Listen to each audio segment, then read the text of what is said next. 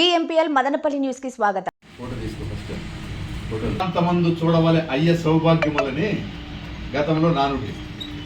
జగన్మోహన్ రెడ్డి గారు మాజీ ముఖ్యమంత్రి అయిపోయిన తర్వాత అధికారంలో ఉన్నప్పుడు ఆయన చేసినటువంటి లీలలు అవినీతి ఒక్కటొక్కటిగా వెలుగు చూస్తున్నాయి.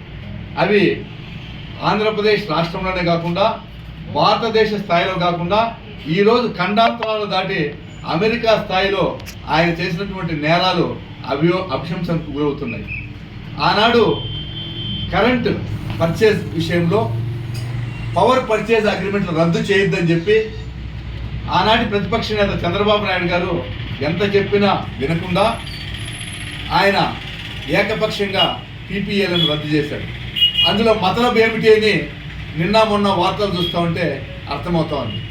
అదానీ గారు ఆగమేఘాల మీద ఢిల్లీ నుండి వచ్చి జగన్మోహన్ రెడ్డి గారితో సమావేశమై అక్కడ 1750 కోట్ల ముడుపులు తీసుకుని కరెంట్ పర్చేజ్ను భవిష్యత్తును తాకట్టు పెట్టి ఆంధ్రప్రదేశ్ ప్రజల మీద కరెంటు ఛార్జీలు విపరీతంగా పెంచాడు.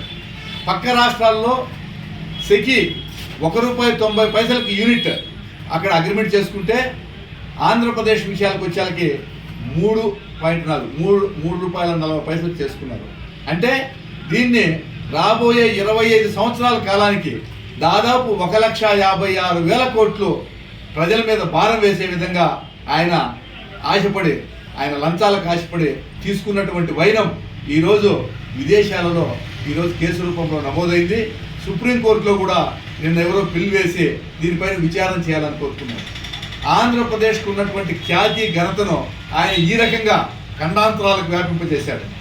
ఎప్పుడైతే ఒక ఇమేజ్ ఆంధ్రప్రదేశ్కి పోగొట్టాడో మనకు రావాల్సినటువంటి పెట్టుబడులు ఈ రాష్ట్రానికి రాకుండా ఉద్యోగ ఉపాధి అవకాశాలు లేకుండా ఆంధ్రప్రదేశ్ను చీకట్లేకి నెట్టేసినటువంటి ఘనత జగన్మోహన్ రెడ్డి. ఈ విషయాలన్నీ గమనించి ప్రజలందరూ ఈరోజు పెట్టుబడులు ఏ విధంగా వస్తున్నాయి, చంద్రబాబు నాయుడు ముఖ్యమంత్రి అయిన తర్వాత ఆనాడు ఏ విధంగా ప్రజలను దోపిడీ చేశారో ఆలోచించాల్సిందిగా కోరుతున్నాం. ఇదే విధంగా లిక్కర్ పాలసీలో కూడా రాబోయే కాలానికి వీళ్ళకి 5 సంవత్సరాలు పరిమితి ఉంటే కాల పరిమితి రాజకీయ నాయకులకే వీళ్ళు చేసే పనులకు 20 సంవత్సరాలకి 25 సంవత్సరాలకి తాకట్టు పెడతారు భవిష్యత్తును.